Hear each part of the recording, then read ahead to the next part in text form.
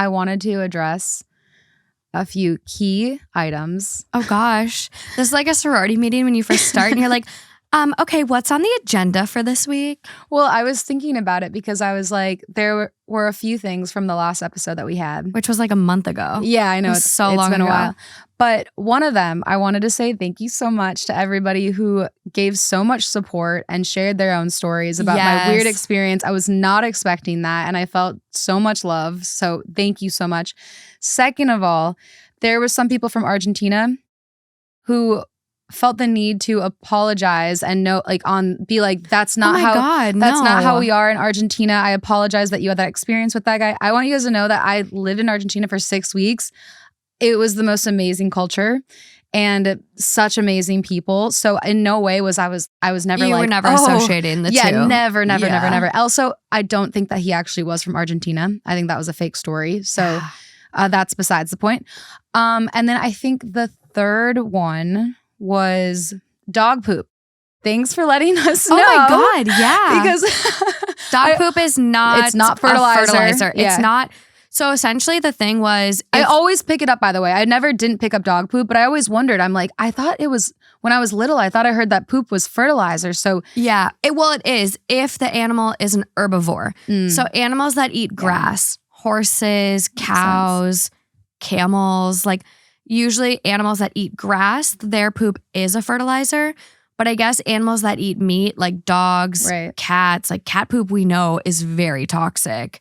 Like pregnant people can't even be around cat poop. It's really, really toxic. Damn. So if the dog, because it eats meat, it has like bacteria in its poop, it's not a good fertilizer. So don't use dog poop. It was just so to funny. Fertilize your stuff. It was just so funny how many people like wanted to. That was such a little blip of me, Morgan, being like, and I was like, okay, got it. Not fertilizer. Not fertilizer. Don't worry, I I always pick up dog poop. Always. Slash like, I'm really bad. I have to go with walks with my dad because like dog poop. You don't like picking up? If I had a pooper scooper, I'd be totally fine. Like picking it up in my yard, no big deal. But like when you have to touch it and it's warm and gushy. I used to be kind of weird about it when I was randomly walking a dog, but now that I have a roommate with a dog and I walk him all the time, I'm used to it. Yeah.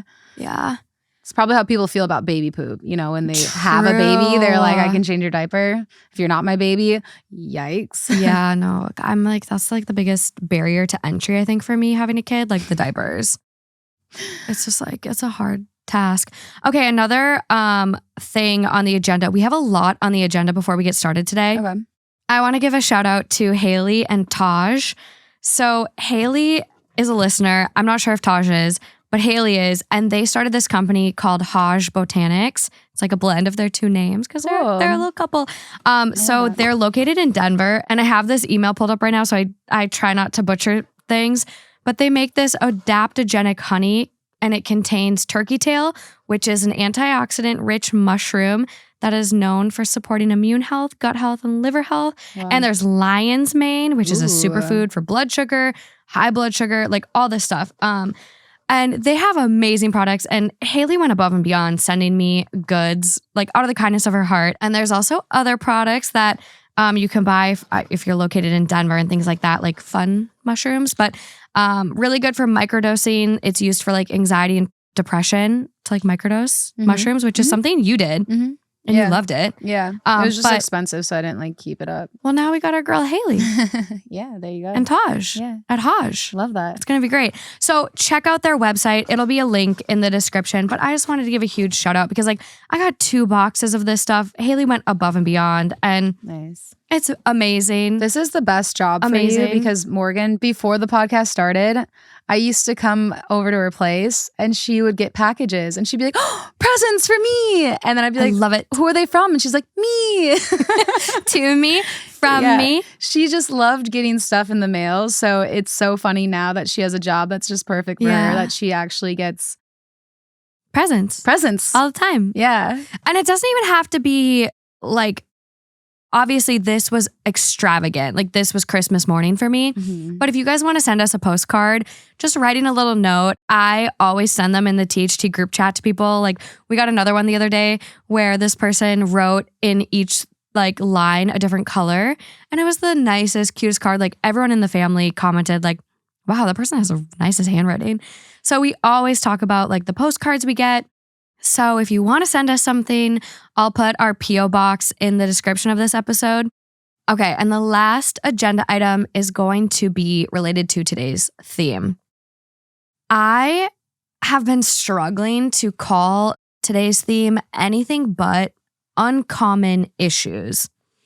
I can't figure out what these stories have in common, but like for me, the overall thread is just like, these are kind of out of the ordinary. I feel like they're issues that not everyone would encounter. They're very specific to having just a weird like family dynamic, which I am very familiar with. Like my family dynamic is fucked, you guys. So like I get it. It's not a negative thing by any means, but it's just like uncommon things.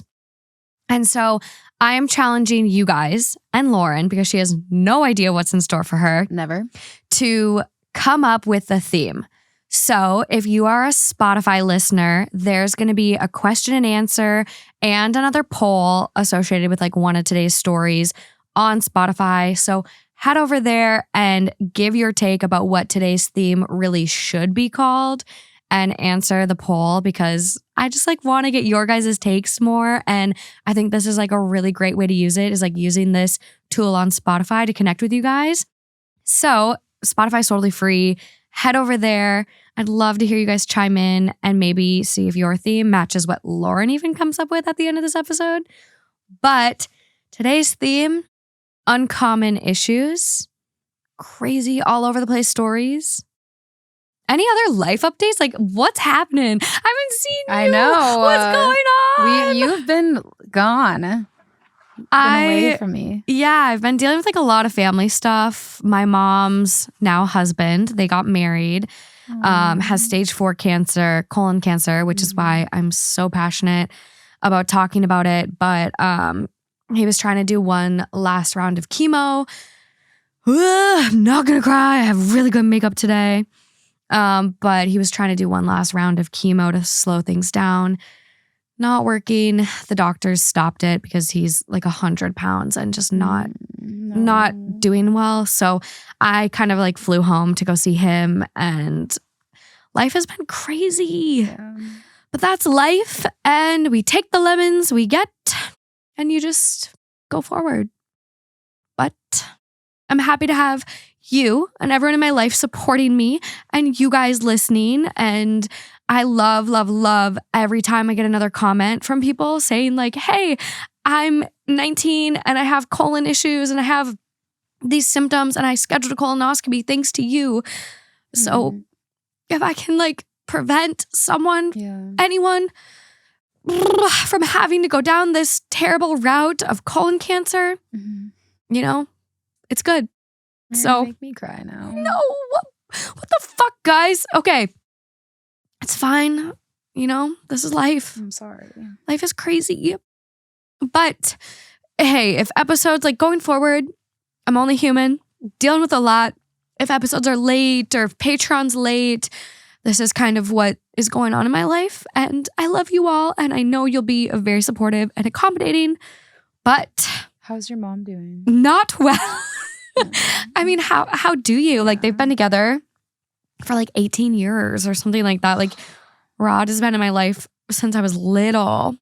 And, you know, they've had a tumultuous relationship, as we all do, ups and downs. But, you know, it was terrible timing. Like they had just bought their dream home together and like talked about getting married in Italy. And like, it was crazy. They had that conversation. And the next thing you know, like all of that was taken from them.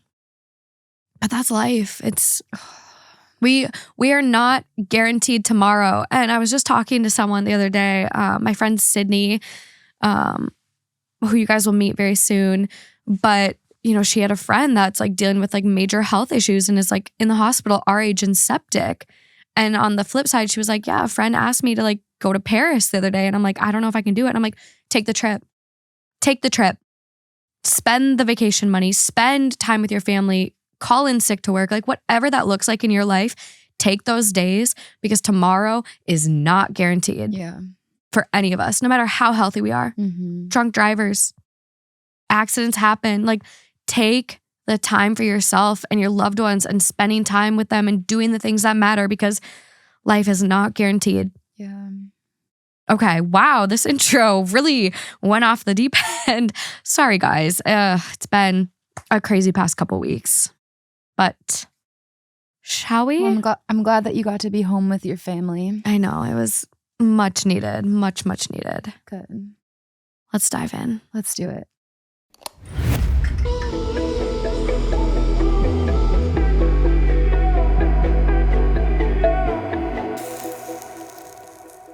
I look like a little raccoon? Not at all.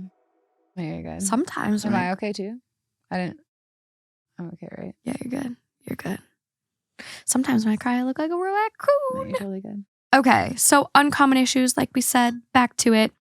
Okay, so this one is coming from Am I the Asshole? Posted 3 days ago now, 3,000 upvotes. It is titled, Am I the Asshole for getting my sister-in-law arrested on her wedding day? Throwaway. I, 24 female, and my husband, 24 male, have 3 dogs, 2 corgis and a Pomeranian. Aww. I rescued them from a puppy mill that was shut down about 6 months ago. They were all in horrible condition and had numerous medical issues. They are very friendly dogs and have adjusted to their new lives extremely well. My now sister-in-law, Amy, has met them a few times before the events occurred. Amy said she wanted them to be her ring bearer and flower girls for her wedding. Amy and I don't get along at all. She has said numerous hurtful and cruel things about me to my family and really anybody who will listen. I'm not even invited to the wedding as I would, quote, ruin the vibe. I told her. What? Wait. So she invited her dogs, but not her to the wedding? What?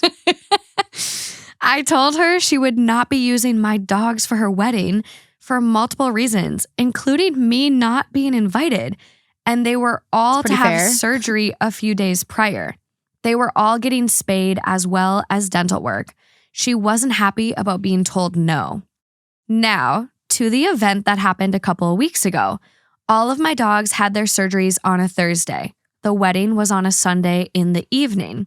My husband and I left the house to go run some errands Sunday morning, and the dogs were home asleep. I got a notification on my phone about motion at my back door.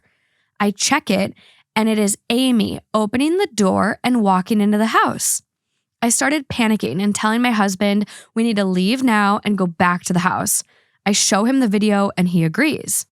I start calling my brother and demanding for him to get his wife out of my house, and if she leaves with my dogs, I will call the police.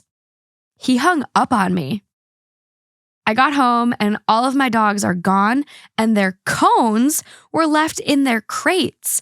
I called the police for theft and breaking and entering. The police arrived and I showed them the video of her getting into our house and leaving with the dogs. Did she leave the door open? Doesn't mention. Okay. I told them where her venue was as I had seen a copy of the invitation. The police made it to the venue and were able to locate all of my dogs. One had opened her stitches and was bleeding from the wound. Oh, fuck that. My husband rushed her to an emergency vet to get the stitches closed. Amy was arrested in the middle of getting ready for her wedding and has been charged with a Class 1 felony and a few misdemeanors. Now everybody is saying I ruined the wedding and I overreacted to the whole situation. I am also being told that I need to pay them back for the wedding since it never happened. What the fuck is this? What? I am refusing to pay anybody back as well as drop the charges. How does this happen? In so many ways. Like, how does this happen? Sorry, go on. I didn't read this one. This was actually sent to me by a listener. And I was like, is this good enough to like blind react for? Or I said something like where I was like, I don't even care. I saw the title. I'm saving it. Blind react. What in the world is going on here? Oh my God. Like this, I want to like watch a Netflix series on this family because I'm like, how did they even get to the place where the brother is like, oh yeah, don't invite my sister to my wedding. But like, I would love her dogs. But like her dogs, definitely steal them. They're not your dogs. You'd be better off renting dogs. Like what? Pay someone that has well-trained dogs. And that's what makes it seem like there's some malicious, like, what? How does that happen? Because it's one of those things where it's just like, okay, well, we don't know the entire story. What if the reason she's not invited is because of some really like, you know, dark like shit that happened like prior? But it's like, if that were the case, then why would you fuck around and try to grab their dogs for your wedding day? What the hell are you thinking? Which is what makes me feel like the sister-in-law, or however you want to refer to her, is actually just like not well. Because unless those were her dogs, that she stole those dogs. Do you know what I mean? Like, but she said she rescued them from like it sounds like a shelter, but like the shelter got them from a puppy mill situation. Right. So it's like, it's not like, this is just wild. This is a very uncommon issue. Yes, I'm telling you. Very uncommon. Very uncommon. Good theme. What would ever give you the gall to break into someone's house? And it's like, I don't know. I could see they're not. Someone that you don't like too. Well, and that's the thing. And like OP says, like, we don't get along at all. Mm-hmm. I'm not invited to the wedding because she says I will ruin the vibe. Okay. I will ruin the vibe, bitch. Watch me ruin the vibe. I'm going to be honest. I'm going to be honest with all of you guys. I have a lot of people in my life that could potentially ruin the vibe at my wedding. Guess what? They're still going to get an invite because they're family. Or like, guess what? If I don't invite them, I'm not going to steal their dogs. So how do you then not invite someone? They told you no. Yeah. You can't have my dogs. My dogs are getting surgery. They're going to be in cones. You can't. And then you break into their house. You take the cones off that are medically necessary for these dogs to not rip open stitches. And then you have to pay for our wedding. You fucked around and found out. Yeah. You need to pay for our emergency vet bill. Yeah. It's $100 to walk in the door usually at vets, which, hey, $30,000 potential wedding or you know, whatever it costs, vet bill. I'd eat the vet bill, but like, no, she broke the law. Okay, so what? She is finding out. Yeah. Wait, I need to know what happened next. What? So the post has been removed. Oh, so it's done. She ended the post? So as I have screenshots, like the post has been removed at this point. We do have some comments from OP, which I love. So the top comment is, I am also being told that I need to pay them back for the wedding since it never happened. Like they're quoting her.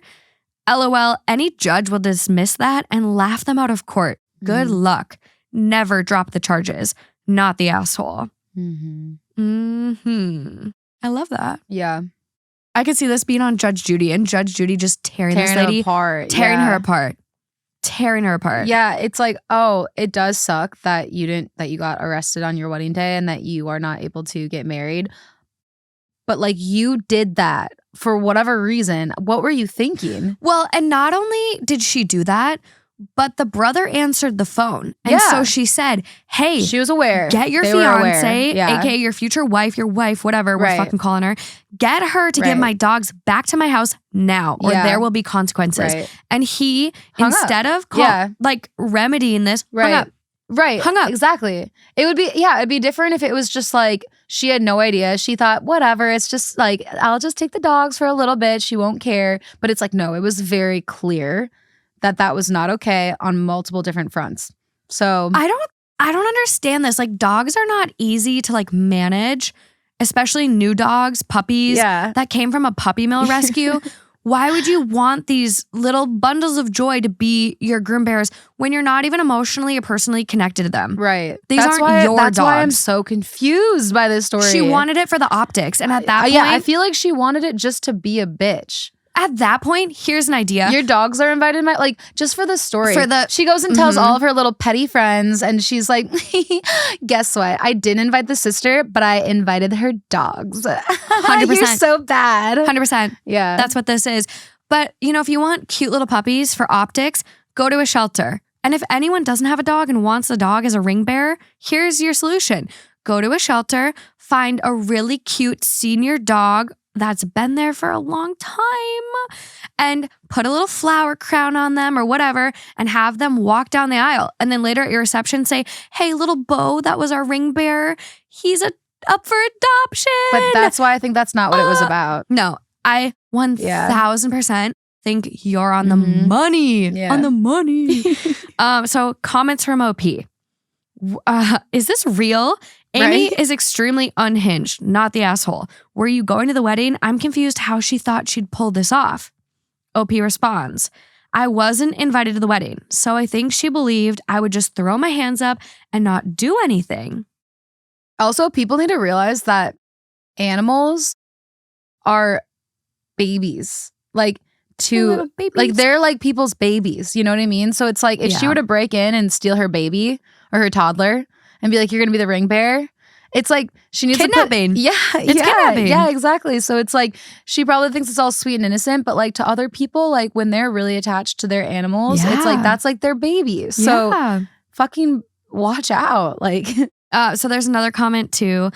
I guess, but seriously, the bride on the day of her wedding waited outside OP's house in the off chance that they would leave before the wedding, weird. And the door just happened to be open. I don't know. Seems very far-fetched. So we have people trying to like skeptics. Yeah. They're trying to insinuate this is a troll post. And OP goes, our errand day is Sunday. My husband and I always run errands on Sunday, and everybody in my family knows it. Someone goes, out of interest, how did she manage to break in? The door has a code that unlocks the deadbolt. There's no physical key that unlocks the door. So did she have the code? And how did she get the code? I'm sure somebody told her. All of my siblings and my parents have the code. Got it. Which like... so her husband for sure told her. Yeah. Like if that's we all sibling. have like a lot of us have these door codes. Like I have it. Like it's a little thing. When I walked up to your place today and the DoorDash guy was like showing me his phone, and on the instructions it gave him the code to get into the place. Yeah. People have the codes. It's not hard. Someone goes, not the asshole. By law, your dogs are your property. She committed theft and deserves to suffer the consequences for her crimes. Really glad your fur babies are okay. I really want an update on like what happened with the... No update. OP just goes, that is why she got the felony. In my state, any theft of an animal is an automatic felony. How did this girl do this? Like, how is she... Wow. That's crazy because like you are very, depending on the state, like you're restricted from a lot of things if you get a felony. And I know that's changing in some states too, where people with felonies are now getting their rights back to vote, which I love. I think everyone should deserve a vote. If like you pay taxes, you should get a vote. But like that, I mean, a felony like really can fuck you up. Like that's just not something to mess around with. It's so wild that she did this. I don't even have words anymore. Just like moving along. Have you ever had a Brazilian wax before? Mm-hmm. Have you ever taken anyone with you to your Brazilian wax? No. Okay. My boyfriend, male 35 of 1 year, suggested he take me, female 32, for a Brazilian wax as a date idea. How do I tell him he made me feel uncomfortable? I asked my boyfriend if we could start going on more dates together. Over the past months, I've felt like he stopped planning anything for us. I can't remember the last time we went out for dinner or he surprised me. Things have been feeling stagnant. So I suggested things like a painting or cooking class, a spa day, etc. He seemed uninterested in what I was saying and said he can't really afford any of those options. I do understand that as he's a full-time student at the moment. But then he suggested he take me to get a wax, Brazilian. At first, I laughed it off and said, when you do, but I was genuinely upset at the comment. He later told me he was just joking. For context, I do trim a couple of times a week. Now he's been annoyed and standoffish since I brought the date ideas up. He said he doesn't like being told what to do. that things should happen organically, and he feels he's not enough. I've tried to explain that this is my love language and the dates don't have to be expensive. He responded that he took me for burgers 3 months ago, and that was him making an effort. I feel uncomfortable that he commented. 3 months ago? I feel uncomfortable that he commented on my body like this. I feel like I'm asking too much of him. How do I get him to understand that I value and need quality time in a relationship? I'm sorry, 3 months ago to burgers? There's got to be more effort than this. She just said she's not looking for something like extravagant. It's her love language. It's very, like, what was he thinking? But you want to know what's really, really messed up that just popped into my head while reading this story? There was a crazy thing on TikTok a couple months ago where it was like, do you want to know why like certain waxers won't take male clients? Because they get off while they're getting their butthole waxed. Do you want to know why? Do you want to know why like funeral homes only hire female morticians? Yeah, exactly where your head's going. Because the male morticians. No. Yeah. And I have not fact checked this. This is a TikTok I saw, but multiple people in the comments of the videos I saw were like, yes, I worked at a funeral home. This is true.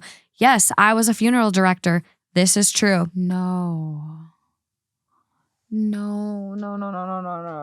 So my head is like, why does he want to go and watch you get waxed? Why is that a turn on for him? Why does he consider that a date? Brazilians? Is he allowed to be in the room? I don't think a lot of places would let him be in the room. I thought it was more like him being like, I want you to be completely like smooth. I think he wanted to go and watch. That's why it was a date idea for him. And I've seen other people talk about how like, I've seen a tattoo artist talk about how during a tattoo, the person getting tattooed like didn't really want it, but their partner did. And it was a part of their like kink or a fetish. And the person tattooing was like, hey, you know what? I'm not going to be a part of this. I'm done. And so I think like this is a weird something for him, whether it's watching her be in pain, because Brazilians aren't a cakewalk. They're not a walk in the park. They hurt. I one time got, what do you call it? They use almost like honey.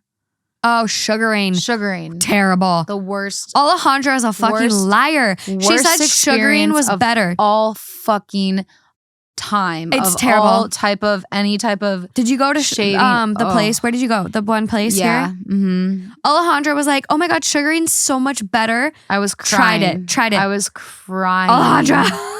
Crying. Like it was. It's so bad. I bought something that was like a 2-for-1.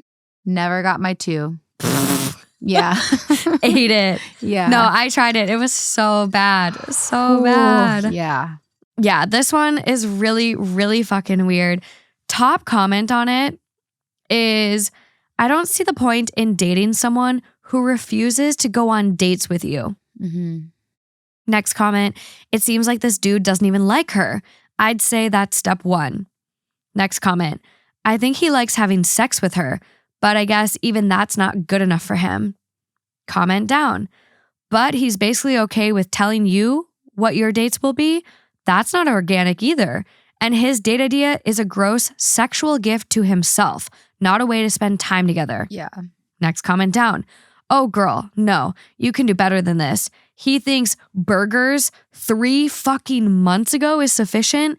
He's broke, but can afford a Brazilian wax? Oh, hey, babe, I know I haven't been making an effort, so I have a great idea for a date. How about I take you to have your pubic hairs ripped out by the roots? Doesn't that sound nice? You'll have the best time. This guy is a selfish fuckwit. Done. Done. Also, it gets worse. I go to look at the account. There was an update about this whole wax fiasco, removed from moderators. But there also is another post from OP after the fact, also removed from moderators, but titled, My boyfriend of 1 year yelled and swore at me. He said, "It's my fault for punishing him to do that. I'm confused and upset. What do I do?" Break up. Break up. Please. This is going down a really, really bad path. Please. Bad path. Additional posts before the wax. My boyfriend keeps asking if it was good right after sex. What can I say for him to feel less anxious? Hate him. No one should pressure you in anything. And like, this is a conversation I've had with like my relationship recently where life happens, we get busy. And no matter how much you love someone, no matter how much like time you're spending together, people still want to feel special and loved. And everyone needs nights that are intentional effort. They're intentional dates. Hanging out after work and watching a movie together at home isn't a date. You need to get dressed up. You need to go out. You don't have to spend money, but the effort needs to be intentional. Yep. You can do a picnic outside. Picnic. Yeah. Like quality time, going to sitting at a beach, sitting in a park, watching the sunset. I can't even fathom this and stories like this and people who tell me stuff like this because I am such a quality time person that I would never, ever. No, that's your love language. It's my love language. Yeah. It is number one. And so it's just like, I was outrageous too. 3 months ago, burgers? That's like the longest I've ever seen your jaw be dropped. You were like 3 months? Like, well, I think what gets me is because 3 months? Yeah, it's like if people are down for that, if they're with somebody who has the same love language as them. So let's say it's just like not going on dates and they're happy that way. That's cool. But like if somebody expresses, "Hey, I like to go on dates with you," and then somebody responds being like, "That makes me feel forced." Bro. No. No. I'm sorry, no. No. Just no. And money, again, like I know people will be like, well, some people financially can't afford dates, blah, blah, blah. What if they're working 3 jobs? Again, it doesn't have to cost money. No. It just needs to be intentional. Go to 7-Eleven, get a fucking egg salad sandwich and lay out a blanket, dress up, watch the sunset. 30 minutes. Yeah. Have it be your wind down after work. Yeah. It's a self-care. Like you go take a blanket, go sit on Phones a park bench, phones away, conversing with each other, having a little treat, cake pop from Starbucks, a homemade cookie, whatever that looks like. It just needs to be intentional. Yes. And not some weird kink that you're getting sexual gratification from. Yep. A Brazilian. Yep. God. And also like people are under this misconception where it's like, oh, a Brazilian, you're going to be smooth. Oh my God. No. You still have a lot of hair follicles that can't get pulled. If you want a smooth, hairless genitalia, it takes time. It takes a lot of Brazilians to get your follicles on a regular growth pattern. But even then, you're not going to get every one. Like, oh, okay. Okay. Next one is titled, "Am I the asshole for telling my 28 fiancé, 29, that I could not rely on her in a life or death situation?" I have what I think is a very good sense of situational awareness. I'm a quick thinker and I tend to not panic in dangerous situations. My fiancé, on the other hand, is the exact opposite. If I'm being nice, I would say she doesn't have any awareness of danger. If I'm being honest, I would say that she has the survival instinct of a panda raised in captivity. She had no sense of danger around her, doesn't constantly examine her surroundings for things that could be dangerous, and when things are bad, her reaction is to panic and scream. I literally have a friend that this is that friend. Wait, I want to know which friend. Sarah. Oh, yeah. We'll get into it. Friday, we went out on a friend of mine's boat and we got into a dangerous situation. We were anticipating light rain, but we ended up with a downpour, high winds, and high waves. While me and the other men there were trying to scrap things down and keep the boat from capsizing, my fiancé screamed and cried for her dear life. She was in hysterics, and I get it. It was a scary situation, but her yelling and screaming that, quote, "We're all gonna die," and for God to save us and literally crying, saying that it's my fault that she's on the boat since I asked her to come with. None of the other girlfriends or wives were doing this, just her. I'm sure the other women there were just as scared, but tried to keep it in for the sake of the men doing something about it. The downpour was really bad for about 15 minutes. So 15 minutes of wailing while we are trying everything we can to keep things all right. Wow, 15 straight minutes of wailing. Oh no. She like, do you want to borrow a Xanax, girl? Because I got you. I would love one. We made it back safe with little more damage than a few spilled White Claws. On the car ride home, I told my fiancé that we needed to talk about how she was behaving during the crisis. Not only was it incredibly embarrassing in front of my guys, but it was distracting, unhelpful, and telling. I told her that today proved to me that if I was in a life or death situation, I could not rely on her to be of any help or do anything except make things more stressful.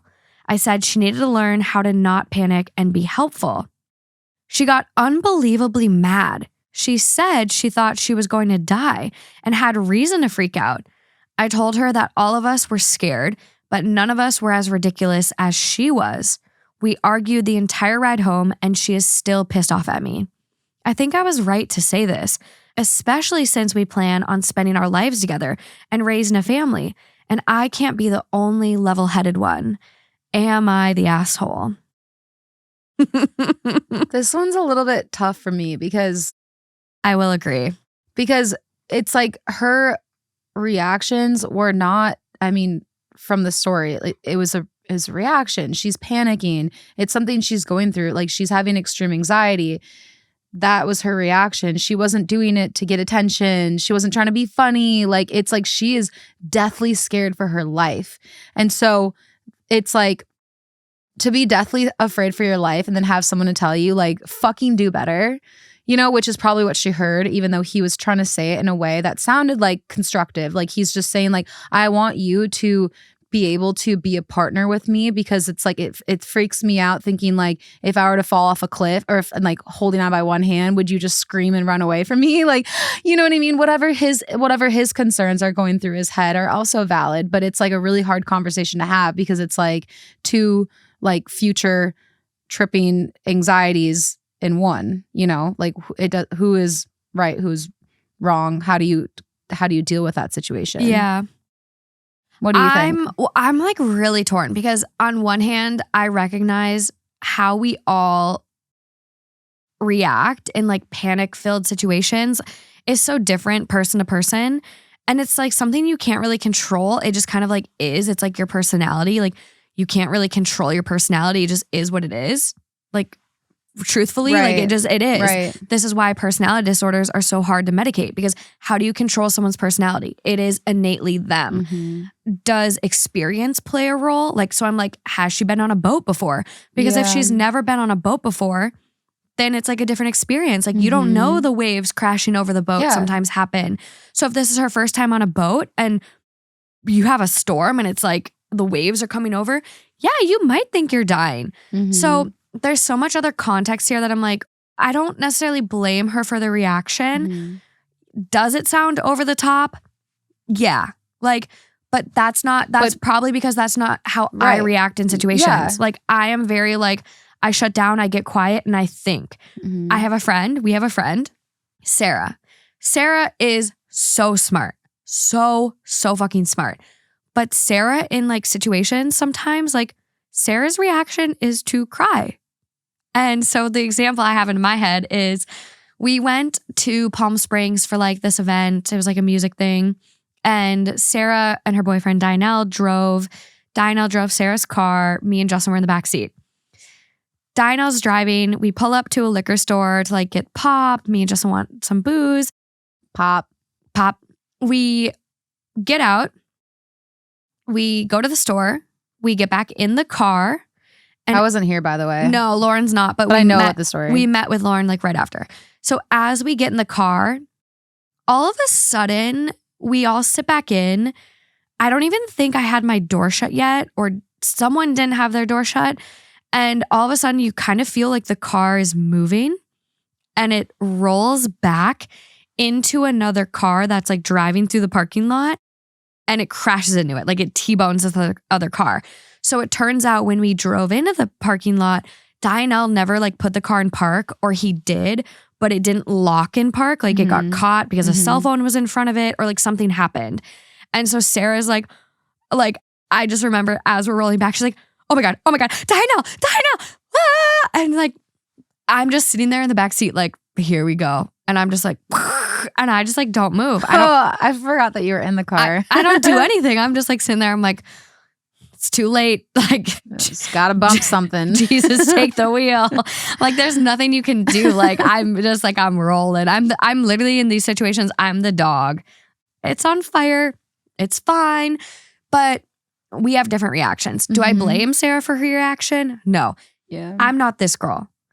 This guy's been on a boat. He's helping his friend. He knows what's going on.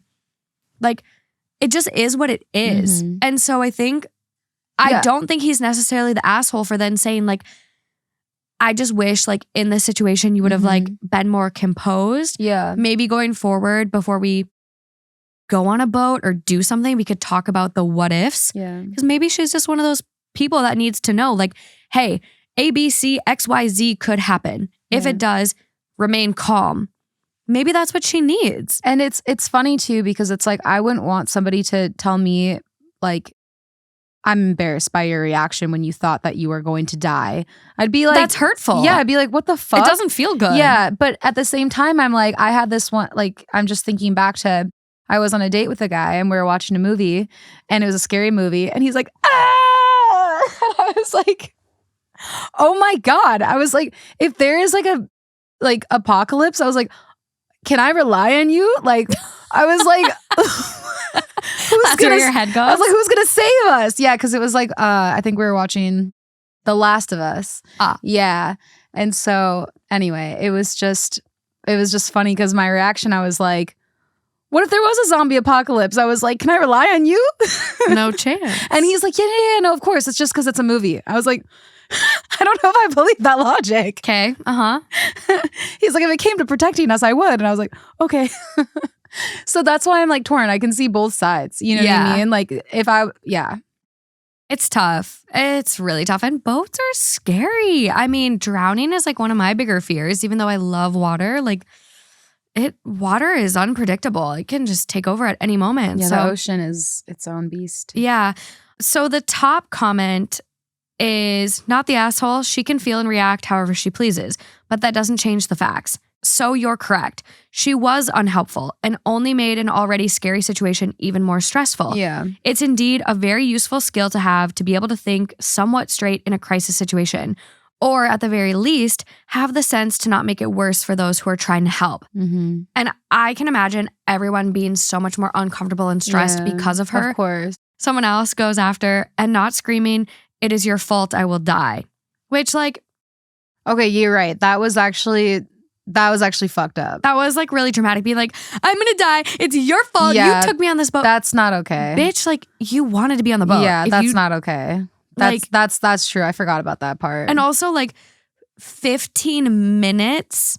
Like, yeah. I think initially after this first starts happening, the first 60 seconds, you realize, hey, it's not an instant flip. Like, deep breaths. But again, this is a really hard one to talk shit about because it's not. It was a reaction. It's a reaction. Like, it's but I think he does have a right to be like, hey, like, I understand what you were going through. Like, it was really terrifying, but like, I want you to be able to like help me out. And what would help me in a situation if that ever happened again is like, if you weren't placing blame on me, if you weren't like making everyone else like more fearful, because what we were trying to do was focus on making sure that everybody was okay, and having you say all those things was breaking our focus to make sure everyone was okay. Yeah. So like in the future, like, I want to make sure that we can partner up in that way, and like, I'll, like, whatever I can do to make you feel more comfortable, like, let me know. If you don't want to go on a boat again, then I can like go, you know, we don't have to go on it. Like, you can sit out and be by the beach and we'll boat around and come and see you like after we're done, like whatever we need to do, like to make you feel comfortable. But like, I think that's pretty fair. Well, and realistically, like, this might just be her. And so knowing this, like they're engaged. It might just be her. She reacts to situations very emotionally. And that's not necessarily bad, but you just know like, hey, my medical decision maker is going to be my mom. Or like you assign roles to other people who can remain more composed. Right. That's just what you do. There's a couple comments like way down that I think are interesting just from scrolling. It's in response to another one, but someone just goes like, in my opinion, it really does show that she cannot be trusted to take care of things. Like it sucks, but expressing feelings is just not always the most important thing. I'm not saying that it isn't tough, but the consequences can absolutely be life or death. And that is really true. Like how you react in a situation can make or break it. Like it can be life or death. And that's just the reality. Yeah. So I think it's fair that he has something to say about it. Yeah. Because it's like, okay, well, what if she did break their focus and freak everyone out, and then everyone started screaming and freaking out and running around, and then somebody like fell, like, you know what I mean? Like, I don't know. It's just, it's like, that is a good point. Yeah. Well, and they go on to say, I think I realized this when I was in my late teens. My family was fostering some motherless kittens, and one of them became sick and non-responsive. I went in that morning to find my mom holding him and crying. My sister was sitting next to her doing the same thing. By an act of will or something, I was able to pull myself together enough to call a friend who was a vet and take him in and Google what to do. After that, he pulled through, and 11 years later, now, that floofy boy is asleep on my ironing board. But the vet did tell me that he would have died had I not acted. And that's what we're saying. Like, how you act in a bad situation can make or break it. Yeah. And someone else responds to that person and goes, yes, like I've been through some shit. A baby with cancer, a different teen going through depression and suicidal ideology, but I pull my shit together and deal with the situation. I fall apart later. Yeah. I would also feel that I couldn't trust a partner who reacted this way in a crisis. At least I would feel like they had some growing up to do before they could truly be a partner to me. Once I don't respect my partner, the rest falls apart pretty quickly. Someone goes, I refuse to accept this is a genuine fear response. I feel this is more of a dramatic attention seeker response. So they're kind of like putting into question. I don't know about that. Someone goes after them and goes, this right here, all exclamations. My husband does the same shit in a bad situation and it drives me crazy. I'm sitting there asking him to just get out of my way while he runs around screaming and trying to hand me shit I don't need to fix the problem. I.e., if I need a hammer, he's trying to shove a screwdriver or wrench in my hand while he's dramatically panicking. I don't know if that's an attention-seeking thing, though. It sounds just like an incompetent thing. In that case, like the hammer, like, I don't know. I feel like sometimes when people are in a state of panic, it's like their brain is just like not even like. But next comment down. Okay. Sorry, I have like a really dramatic look on my face, and that's why you paused. So the next comment down goes, my ex was like that. Then if I told him to get out of my way, he would say I was belittling him and go off on a rant about how his parents got divorced, so his dad never taught him stuff. All right. Like that's triggering to me. Like someone else goes after that. That is why we have YouTube. Next person down. There's even a dad teaches you stuff channel. So I don't know. I will say, but it's easier for that guy to be the victim. So he's going to stick with that one. Yeah.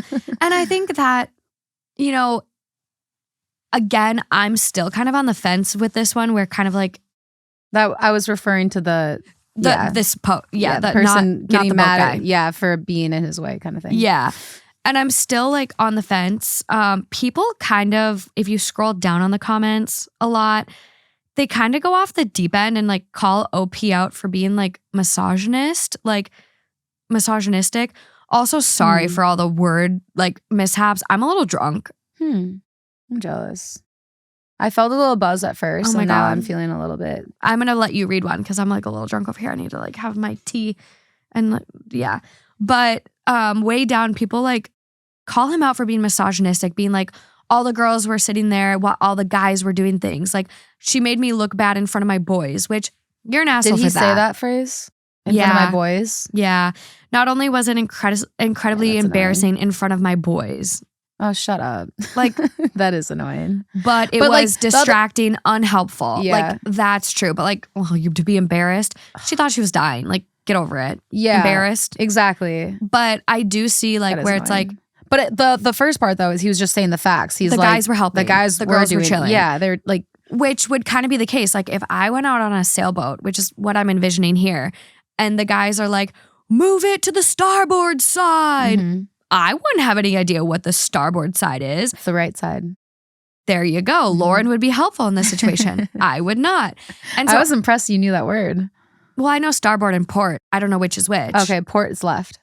There we go. I know now, so it might be helpful. Yeah. But like I wouldn't know that. And so like if the guys have been sailing their whole lives, it's something they did, it's their boat, yeah, they're going to know how to handle the situation. So the guys are helping, the girls are chilling. Like I don't necessarily think that's misogynistic. So that's where I would differ on that. Yeah. But I mean, I get it, the boys part was annoying, but like that's not really that big of a deal. No. It's like, I mean, come on. Like, come on. Yeah. So this one's really interesting. I think this one might be the poll one. Ooh. Okay. Like, what do you guys think? Like, is he the asshole or like was her reaction over the top? Yeah, but, I like that idea. But we're going to keep reading. Now I'm really curious what would win. I know. Because there isn't...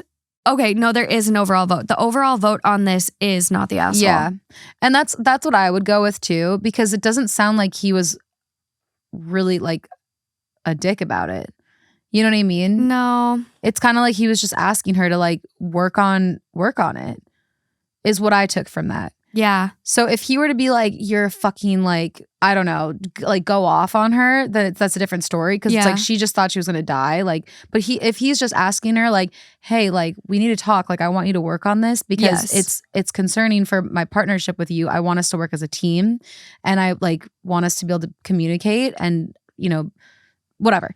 Then that's fair. Yeah, you know, absolutely. It's fair. It's like, what would be worse? Him not saying anything and then just growing resentment to her over time and to the point where he just can't stand it and then he leaves her and doesn't even give her a chance. You know what I mean? It's like, if this is truly how she is going to act forever and if he truly can't handle it, then it's something that should be a conversation earlier than later. Before they get married, especially. Yeah. So I don't know why I didn't even think to look at comments until something we just said brought it upon me. So looking at the comments, someone else also had the question of like info. Had she ever been on a boat before? Does she know what to do in case of a storm like the one you were caught in? If not, then it's no surprise that she panicked the way she did. She wouldn't have known what to do. And in the moment, it can be very hard to stay calm. If the answer is yes, then she definitely could have handled the situation better. I'm going to go with a soft you're the asshole, if only because one incident does not mean that you can't be relied on. He did say in the very beginning though that in general, like he was like, this isn't just like a one-off instance. Yeah. Which is interesting. Now I want to know what else she's done. Right, same. So OP does respond and goes, she has been on a boat many times. Okay. She does not know what to do, but the people who did know what to do were doing our best to keep everyone safe. We have had the conversation before about what to do if something goes bad, and the answer is to stay calm, get out of the way of people doing stuff, and hold on to something. Okay. Which was literally what I said. Like, maybe she needs the conversation of like A, B, C, D. Right. Here's what you do. She already got that. Yeah.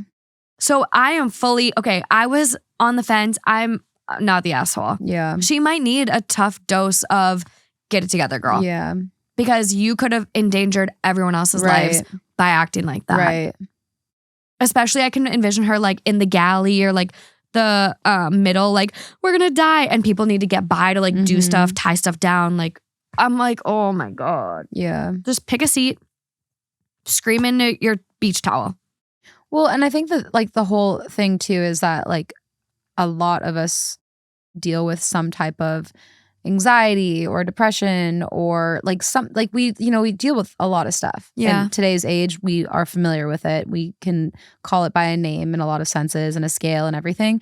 So it's like we have sympathy for a lot of different situations like this. Like that could be severe anxiety where she was not even thinking straight. She didn't even know what was coming out of her mouth.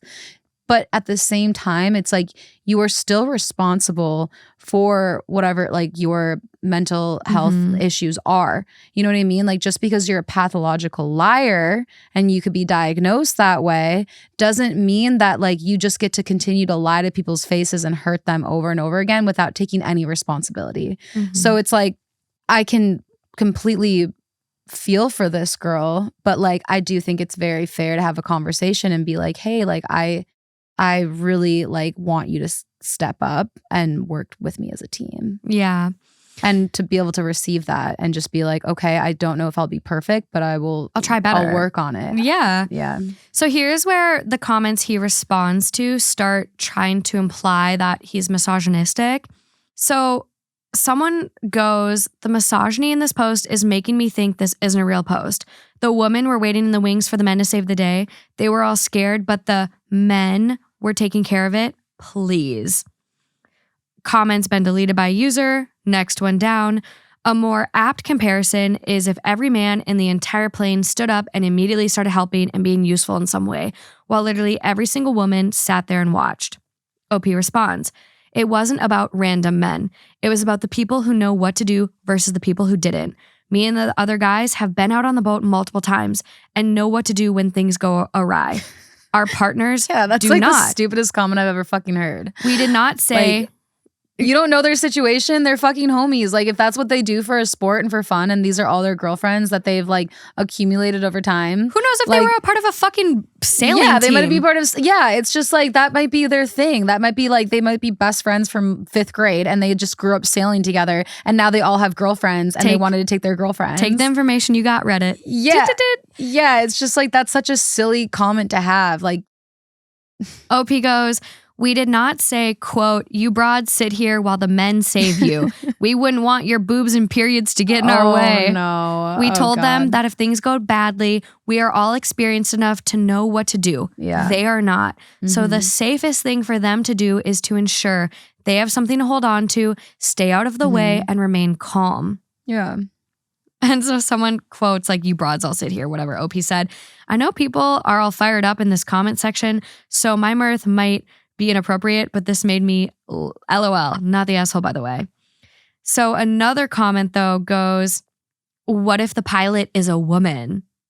And OP goes, I'm still going to sit in my seat and do what I'm told. Not misogynistic, has nothing to do with gender. Yeah. They know what to do. Yeah. I do not. Yeah, that's what I'm saying. I'm That's like, the if it was all these girls that were like professional, like sailors or have been doing it like their entire time and these were boyfriends that they've had over time, and now they all want to take their boyfriends out and they're these professional sailors. And they were like, okay, the girls told the guys to sit and like, because they know what to do if something happens. I wouldn't want to fucking help. But I'm just saying, I'm like, if roles were reversed, it's just the fact that like these guys were trained. That's what he's saying. So it's just, that's so silly to me. And it would be no different than like me taking a bunch of my guy friends out riding horses. If something went wrong with the horses, I would say, hey, if anything goes wrong, listen to me, stay calm, don't panic. I'll take care of it. Exactly. Like, I'm familiar with the horses. I know horses. I can help. You're not going to be capable. I just can't stand how much like people are so quick to like want to like put things in boxes. Yeah, it's so frustrating. And they do it all the time now. And it's I think his language was probably triggering for people though, being like me and the boys. Yeah, that part was annoying, like I said. But just, I don't know. People still do it. They try. I mean, I think it's like this phase of like hyper-vigilant wokeness. And like, yes, being woke can be good. But there's also people that are like chronically online and just like make issues out of nothing. Exactly. Like you'll see it in every Twitter thread ever. It's like people push it so far that it's actually doing more damage than good. But they like will tell themselves that they're like social crusaders when they're actually just like making people who were not mad now mad. Do you know what I mean? Yeah. It's like they're not like. Well, this is a conversation I think that's coming up a lot with like trans women versus women. And like, I've even seen it in the YouTube comments for the podcast, like where like we try to be inclusive and say like people with periods and they're like, say women, or like I'll use the term birth givers and I say both. I'll be like women who give birth and like birth givers. And they're like, no, someone who gives birth is a woman. And I'm like, but you also have trans men that are still intact with female parts that can have birth. So it's very hard. And you have women that are kind of now being like, well, I'm a woman. Don't invalidate me and my experience. Mm-hmm. And so it's this whole like conversation that's like coming about because we are more diverse. We have these new concepts that we've never had. And so it's this fine line of like, don't invalidate people while also trying to create a space for yourself. Yep. And it's very hard. And we're not always going to have the perfect language. That was perfect what you said. Don't invalidate other people while you're trying to create a space for yourself. It's just the bottom line. Like we are more aware than we've ever been. We are more intelligent species than we've ever been. And it's like, and it's one of those things where it's like, okay, this person maybe like was triggered and thought that this guy was very misogynistic, and that's fine.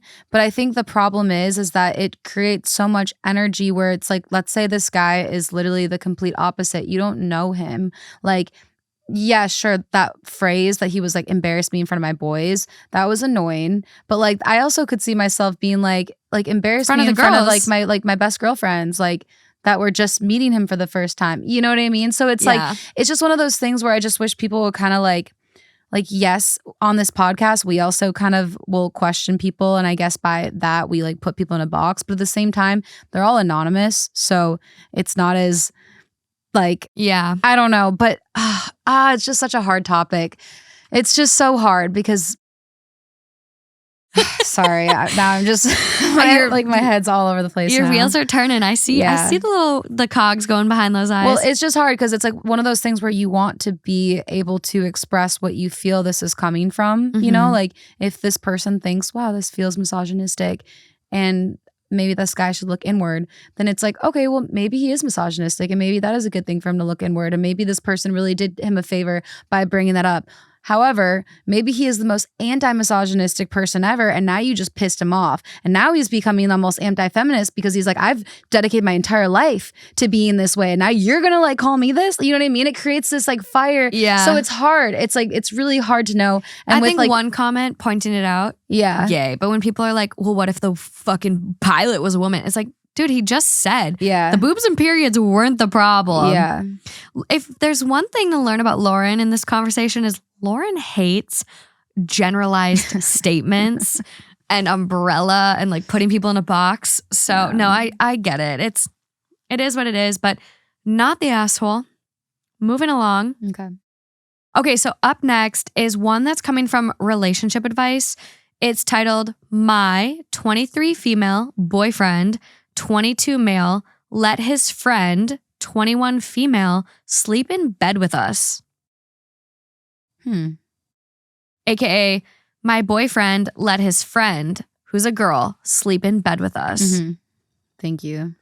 My boyfriend has a friend that is obviously obsessed with him. Oh, okay. That answers it. And when she was too messed up to drive home, she slept in bed with us, even though I have established a boundary that I don't want them sleeping in bed together. Yep, then nope. Absolutely not. They also napped in the same bed while I was in class, and I'm not sure what to do about the situation, even though we've already talked about it. My boyfriend and I are in love with each other, and he claims this was a huge mistake and promised me this would never happen again, but it's still eating away at me, and I'm not sure what to do about the situation. He has a friend, Lily, that has an unhealthy obsession with him. For some context, she crushed on him at a job they both worked at, and when he left for a different job, she followed him there and made it clear she wanted something more with him. My boyfriend and I did take a break last year for some months because we jumped into a relationship we weren't ready for. We are back together and exclusive. During our break, I know they did some sexual things, but he claims they never had full-blown intercourse. Abso-fucking-not! No chance. You are not getting into bed with me and my boyfriend. Bye. The real question here is like, why is he still your boyfriend? He says he regrets what he did with her, does not have any feelings for her, and truly wants to be with me. She still hates that we're dating. I've tried being nice and friendly to her, but she's intimidated by me and still does not like me. The last time the three of us were together, she wasn't able to drive home, so I offered to buy her an Uber, which she refused. After taking some time to herself, she came back in the room where my boyfriend and I were laying in bed. She got into bed with us and ended up sleeping there. Not only that, but when Which I went side was she on? his for sure. No. Not only that, No. but when I went to class the next day and came back, they were taking a nap in bed together. I was pissed. I know she slept in bed with him on our break, so I made it a clear boundary. I did not want that to happen, no matter how much he claims it's just friendly. If she gets too messed up to go home, I said one of them needs to sleep on the couch and the other can sleep on the bed. After she left, I confronted him and asked why in the hell he let that happen. He said he just gave up on trying with her. And I said, I don't care. He knows the boundary and that it can never, all caps, happen again. I do believe he's telling the truth and that he really regrets that happened, but I need to hear some other advice. What should I ask him when I bring this up again? I'm so mad.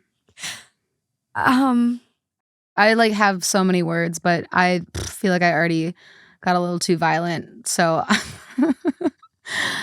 that actually is so infuriating. Like, oh, I'm the victim. I just gave up. No, tell her to fucking leave. Like, who do you want to hurt?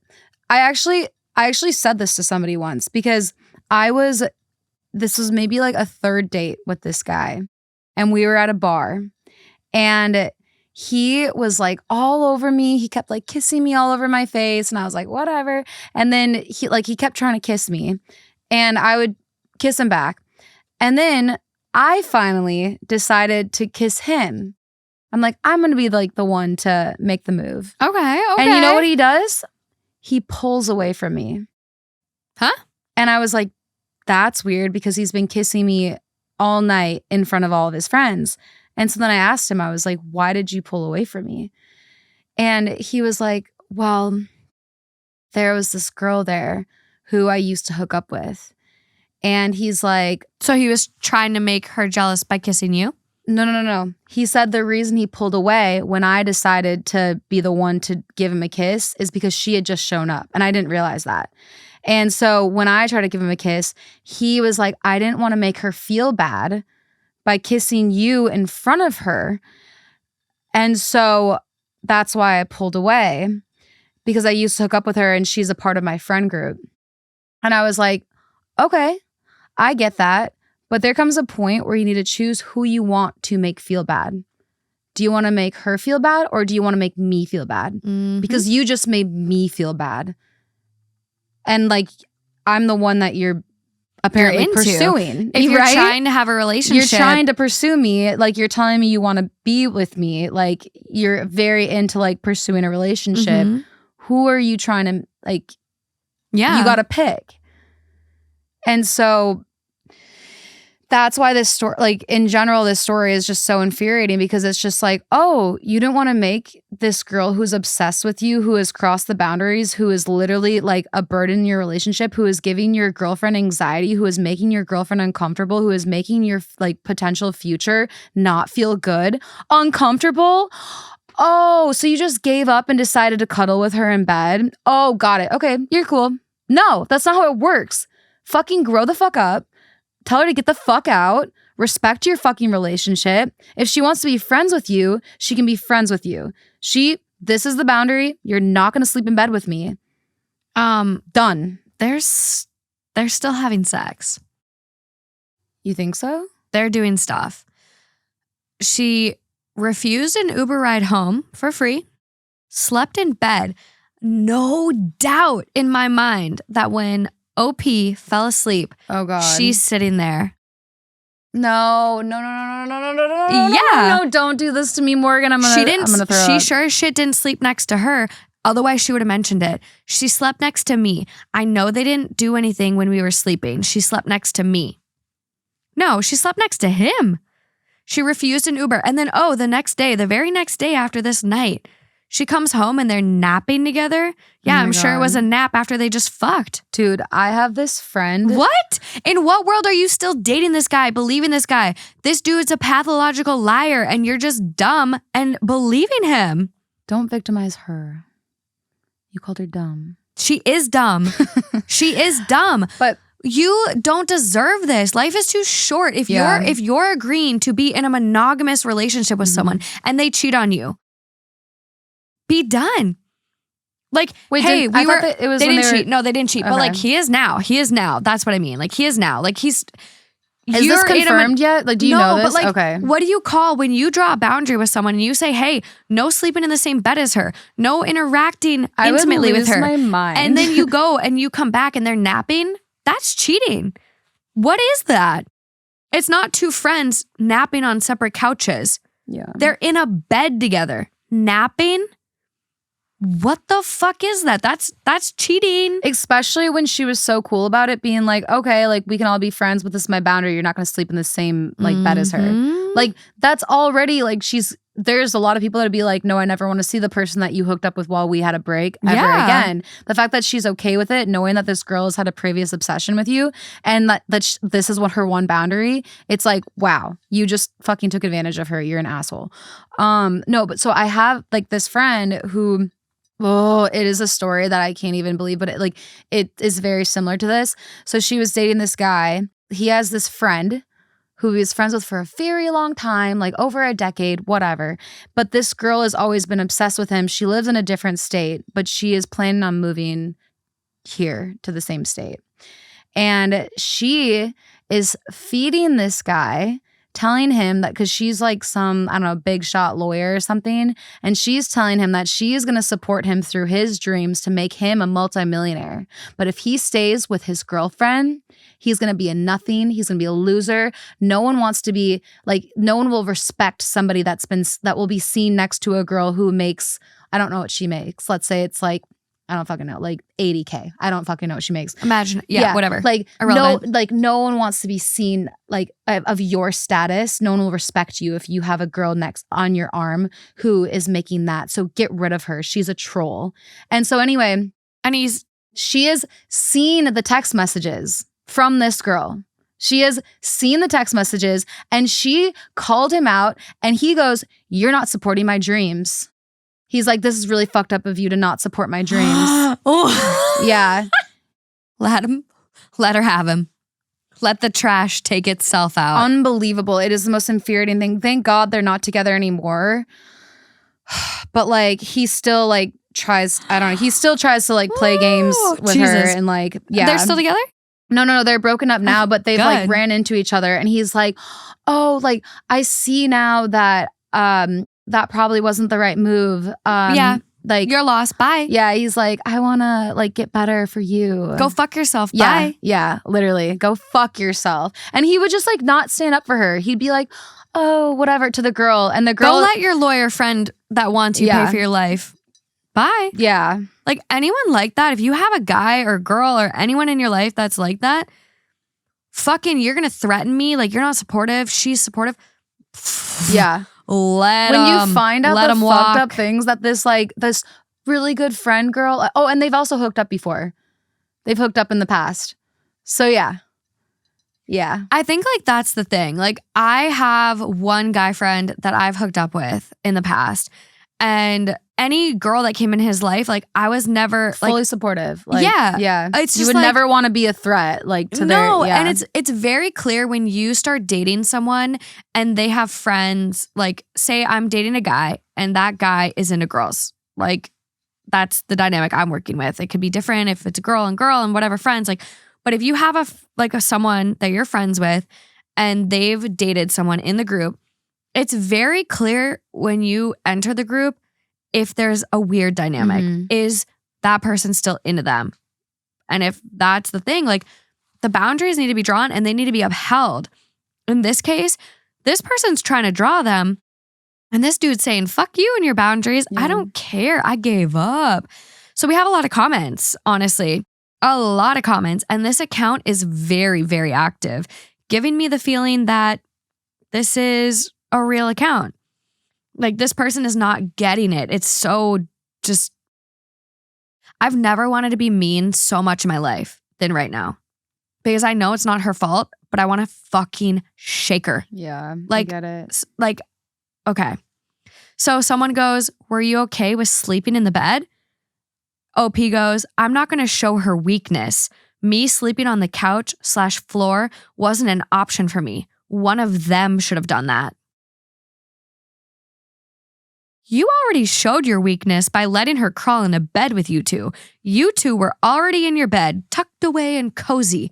She came in there and crawled into bed with you guys. Dude, I'm way too crazy for this type. When I hear shit like this, I'm like, how? How do you compose yourself? Like, I would have been literally like, leave. Get the fuck out. Or no, honestly, what I would have done, I would have pulled my boyfriend aside and I would have been like, sort of fucking God, if you don't make her leave, then like, I never want to see you again. That's how this should have been handled. This is insane. Yeah. Someone goes, I understand this and I wanted to give your boyfriend the benefit of the doubt and go against the Reddit grain because of your age and because it seems like there's a lot of trust and a relationship there. Until the night she got drunk and crawled into bed with you both and then finding them napping together, given their history and the history of events, especially finding them napping then together. I understand there's history, but he's got to be better. Make your feelings known. How much you value the relationship, and maybe how much you're willing to walk away. Maybe keep the last part to yourself, but don't forget it. I've known a few people who are now married, but at some point also had to make their significant set strict boundaries / cut off one female friend in their dating history. I hope it works out for you. OP goes, thank you so much. Like, I know this is a messed up situation, and most people will say it and be like, you just need to break up with him. You do. Thing is, that's not what I'm asking. If I was, I'd say, should I break up with him? The goal is to really try and save what we mostly have. Yes, he broke our boundary, and that's not okay. But I do believe in second chances. My eyes, I just rolled into the back of my head. And he's broken his own boundaries with himself regarding me. I don't condone this. Sometimes he struggles telling me no, and we're also working on that. There's only so much I can say on Reddit. This doesn't include the many other conversations we've had about it, and Reddit can't keep tabs on other aspects of our relationship. I truly don't think he's cheating, and a lot of people are blatantly ignoring that. If he is, I guess that's on me if I found out later on. But for now, I'm enjoying hearing some good questions on what I should ask him and how I will talk to him in a kind but stern manner. Wish you luck. I'm done with you. Yeah. Done. That's like a situation where I'd be like, okay with giving the ultimatum. Because I know ultimatums aren't like healthy and good. They're not. But like in that situation, I'd be like, if you want to continue this friendship with somebody who's clearly obsessed with you, who clearly has ulterior motives to be with you, then I'm not going to be involved with you. Okay? That's all. Fucking goodbye. Anyway, that's all. Moving on. There's just so many comments now that I'm like, oh my God, this comment. This is the last one I'm going to read to just showcase how these people need to get a grip. Someone goes, her climbing into bed would have been a no-go for me. Same. Never. Same. Not even a fucking chance. I would have left. And if my boyfriend didn't follow me, the relationship is done. Done. 100%. Why didn't you say something? Why didn't you point to the couch? There are 3 people in this relationship, and 2 of them are okay with that.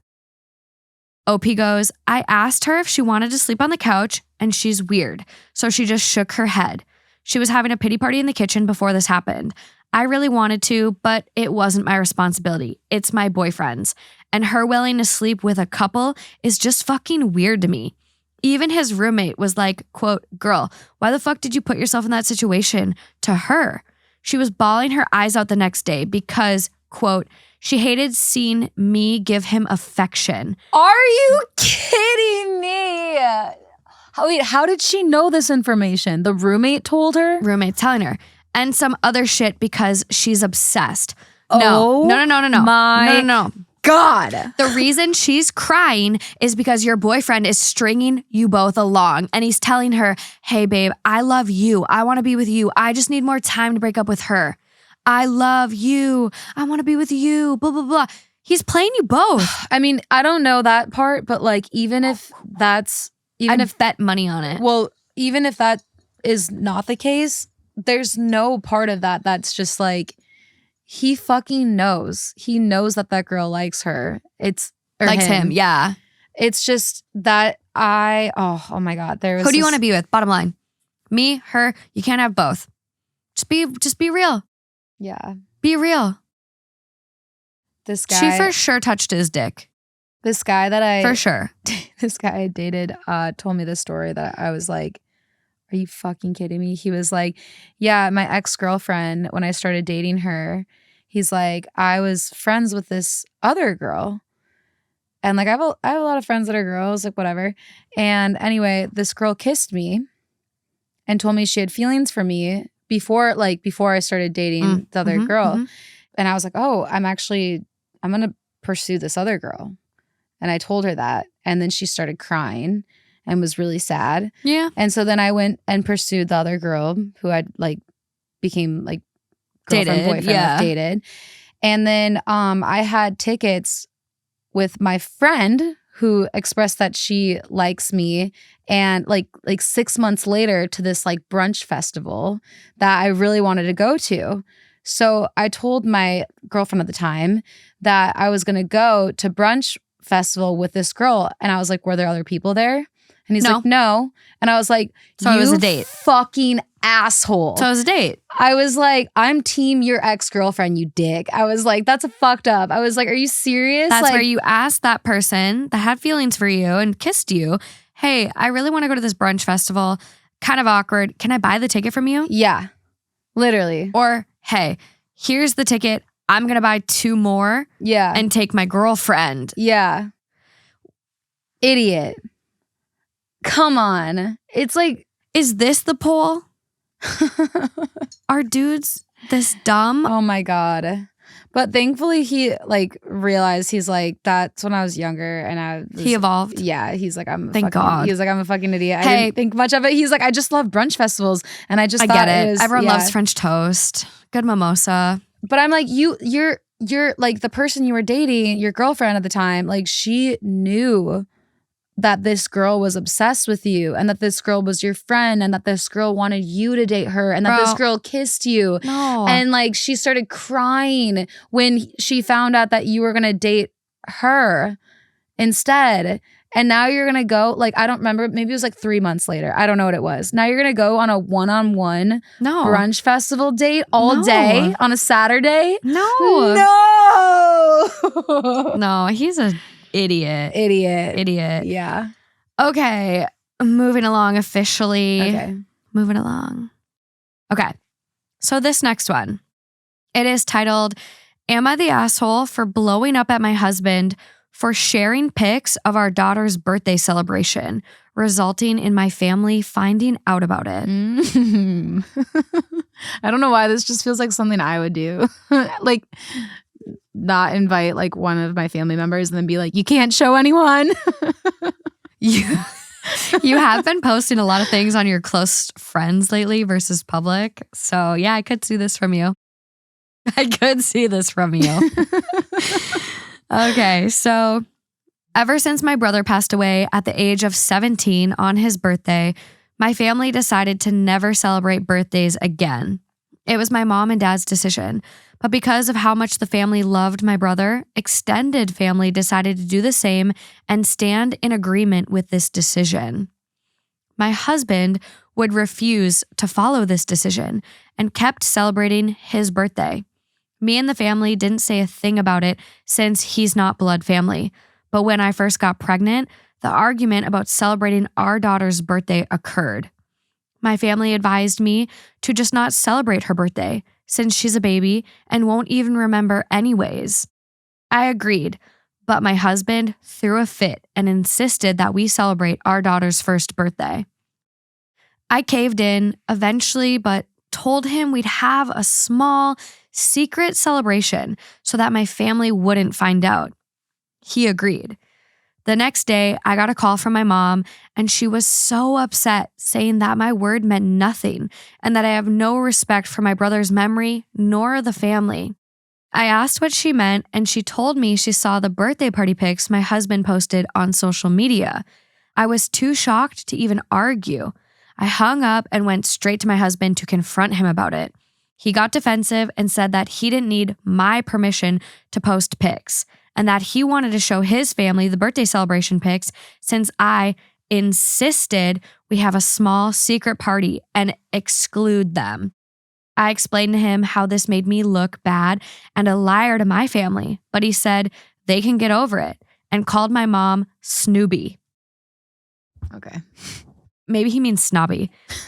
I blew up at him and we had a huge fight about it. He started sulking later and said I ruined the memory of our daughter's first birthday for him and verbally abused him with how I lashed out. But I solely did it out of frustration, knowing that what happened caused a massive problem between me and my family.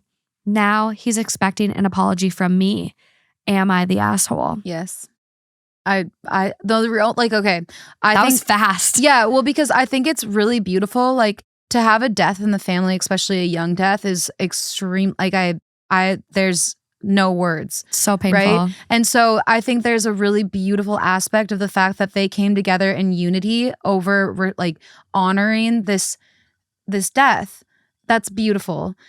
However, it's like birthdays are meant to just be fun and lighthearted and loving, and to take that away from your daughter's who's like doesn't even remember yet, and it's like a memory for like the family, like for the dad, like he like that's I just feel like that's not fair to ask him to not celebrate his daughter's first birthday.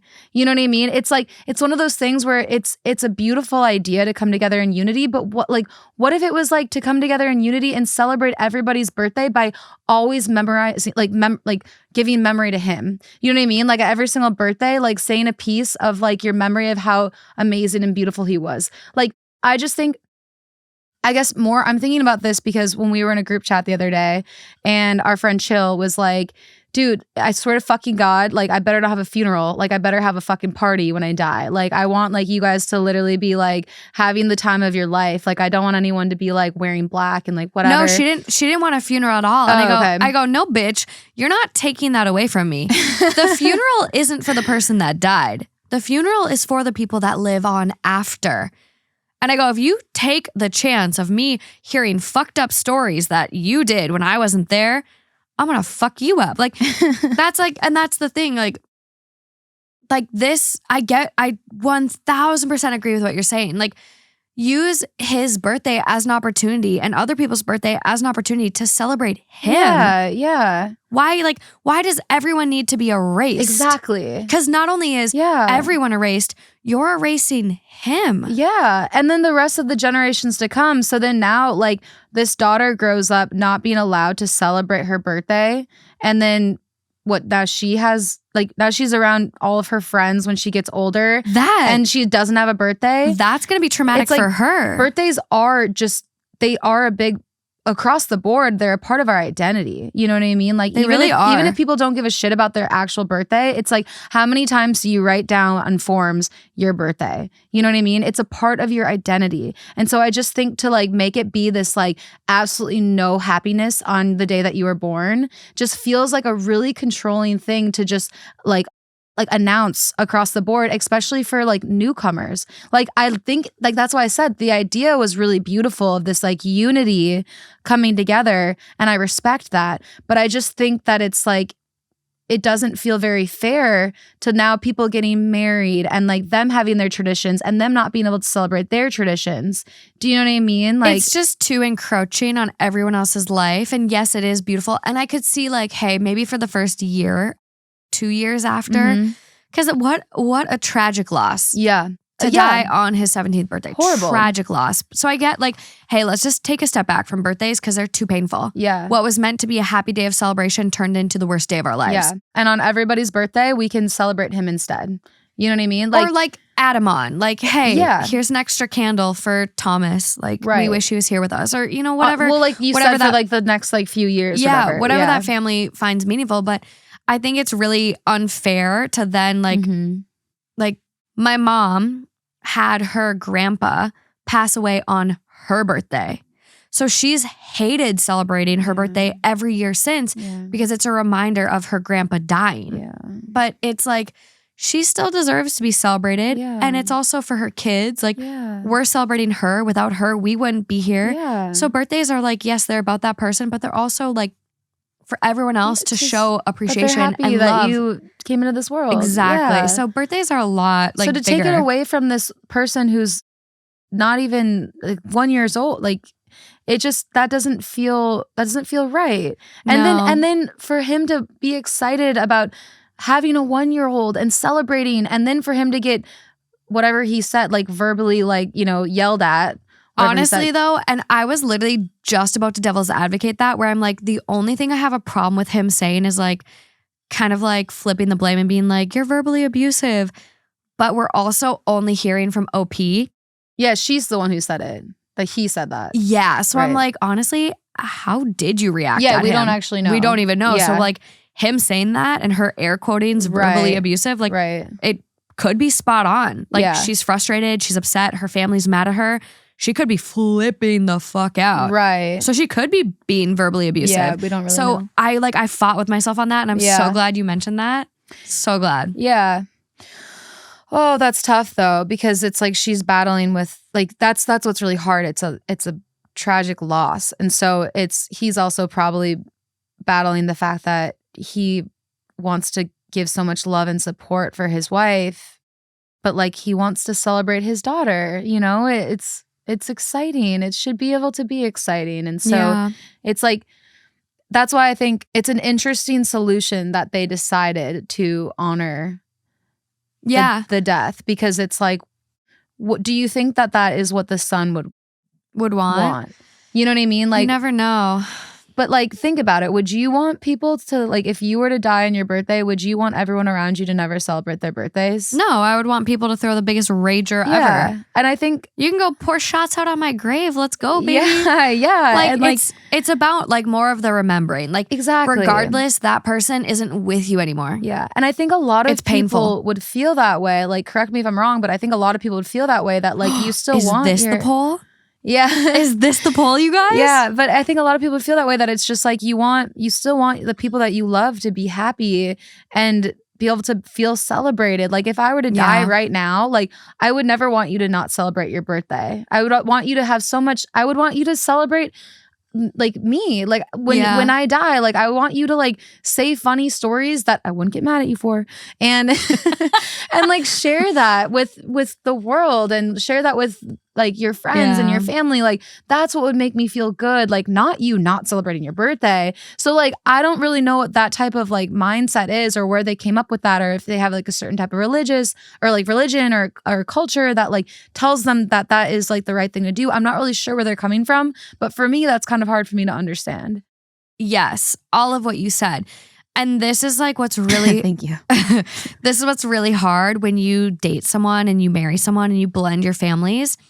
You enter into a family that has pre-existed and had drama and life events and happy times and whatever else before you came in the picture. Mm-hmm. So when you come in the picture, you're coming in blind. Like you don't know what exists before you.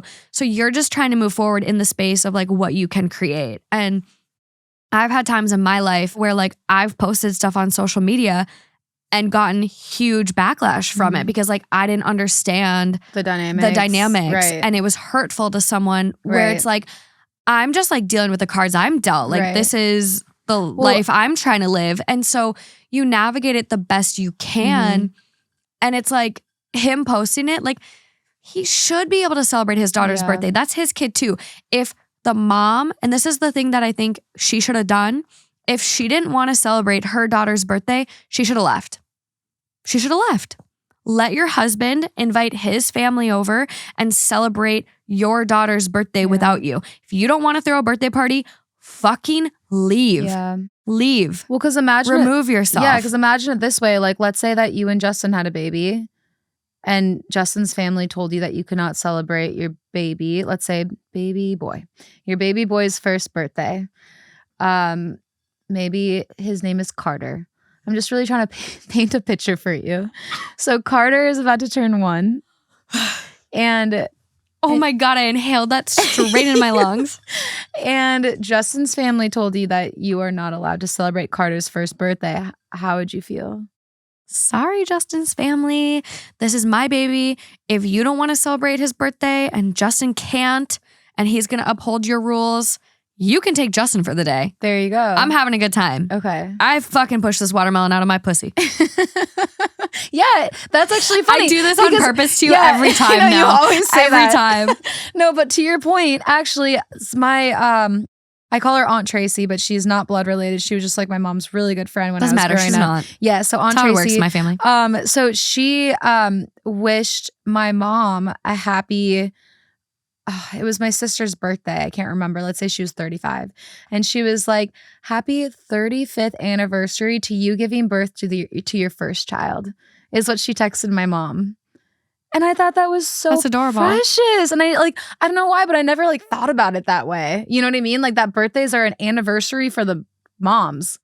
The only thing, and I don't know if you were on this episode, but there was a story about a mom who on her kid's birthday demanded her kids give her presents for birthing them.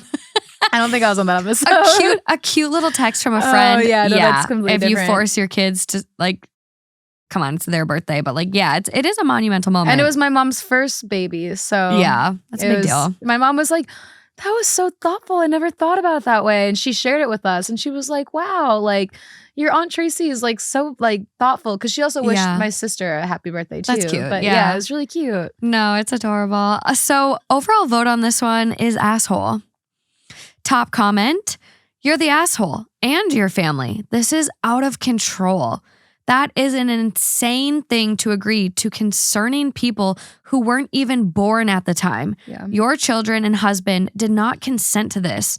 It honestly sounds like your family might need some therapy all around. Mm. It is sad someone died, but the living should not have to pay the price for it every year. Birthdays are about celebrating the life of the person born that day, not about the death of a person born a different day. ETA, I bet your brother would be appalled that this was his legacy. Yeah. Telling everyone that their life isn't as important as his. You do look bad, and you are a liar. You should have stood up and said, we are celebrating the life of my daughter to your family. Go apologize to your husband. Okay, that makes me feel good because 50,000 upvotes. Yeah. It's very confirmed. Woo! Because I didn't want to be insensitive to the fact that there was a death in the family. But when you were like, whoa, that was a fast yes, you're the asshole. I was like, oh, but I can't help it. This is how I feel. But now I feel validated. OP does respond to that comment. Okay. OP says, to be frankly honest, I don't entirely agree with my parents on this decision. But seeing many family members willing to support and followed the decision, I figured it'd cause external family. Yeah, I figured it'd cause issues if I didn't do the same. Also, I did agree that we have a celebration. This wasn't the issue. The issue was that my husband posted pics. That's yeah. Well, and here's what's hard. Like in my case, like I literally asked Justin, I'm like, I want to live my life. Like I don't want to feel like I need to censor. Like I want to be respectful of people's feelings. But still live your life. But at the same time, we're all entitled to live our life. Like at the end of the day, this is the hand I'm dealt. This is what I have to deal with. And it's hard. Like you can't appease everyone. You can't.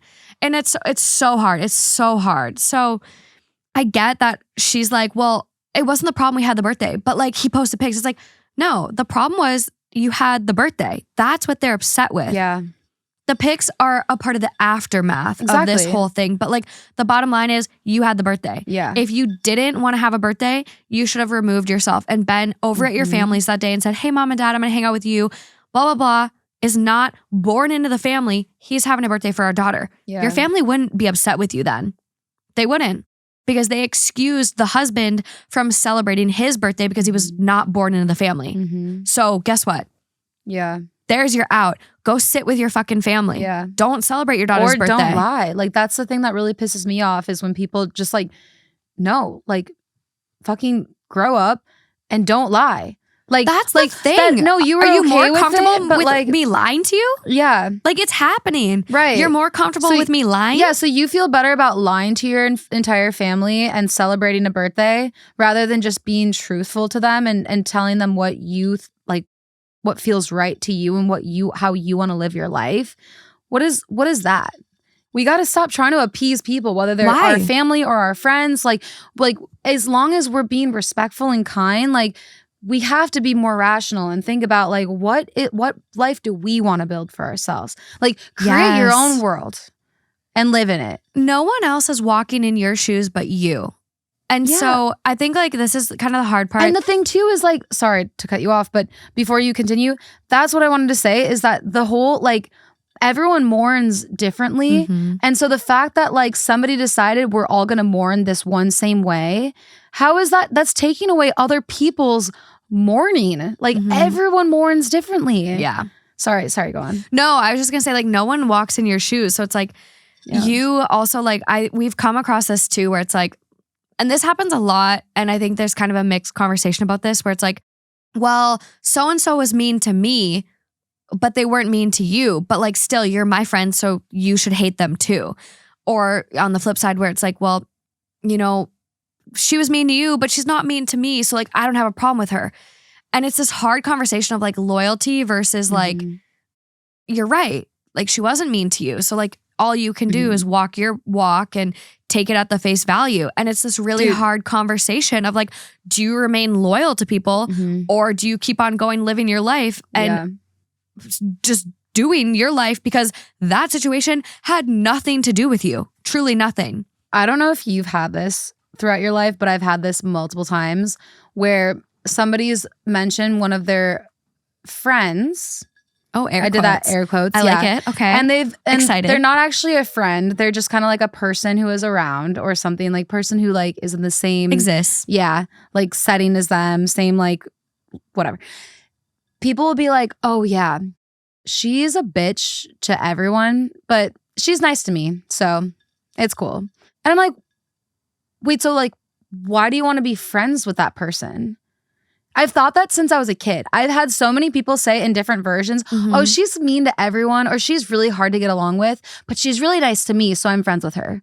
And I'm like, why do you want to be friends with somebody that's going to be a bitch to other people? Yeah. Like, for no reason. No, and that's you know what I mean? That's the hard line. Like that sounds like a bad person.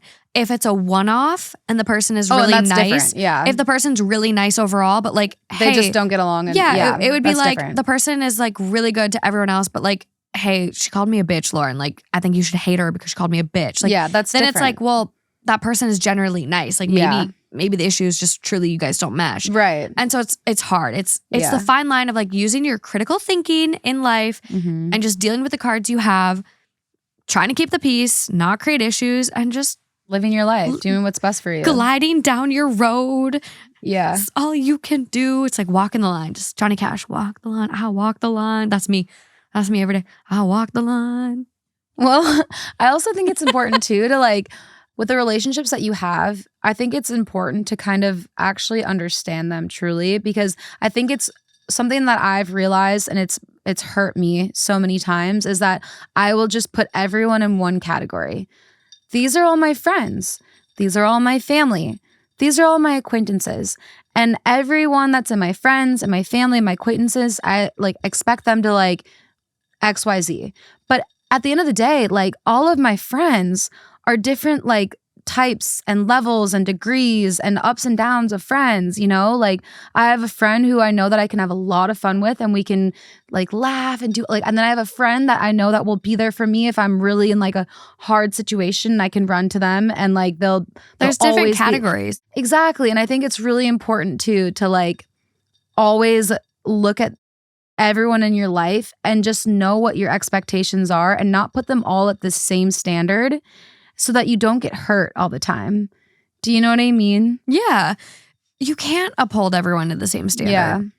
And you can't please everyone to the same standard. Like you just really have to live for yourself. And and if you can't, that's where therapy can come in. There is a comment that goes, "You're the asshole. This is incredibly unhealthy and your entire family needs professional help." OP responds and goes, "My 2 siblings did get grief counseling. They were young when it happened, but me, my parents, and extended family didn't. We used to attend church at the time and spend time with the community there." Therapy.